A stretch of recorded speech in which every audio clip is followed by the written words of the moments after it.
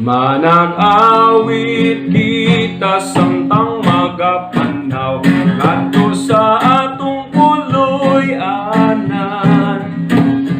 Sa kapugi ato gayud nga baktason samtang mamauli sa Siyon.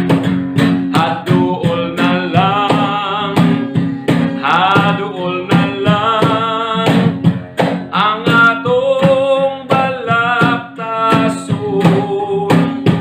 ang masadyaon ug matahong puloy-an dito sa bukid nga balaan. Dito na unya ato nang matunggan ang huni sa Albang Bulawan.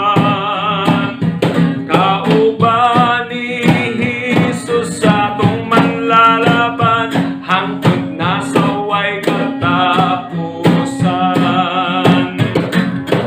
Haduol na lang, haduol na lang ang atong balaktason,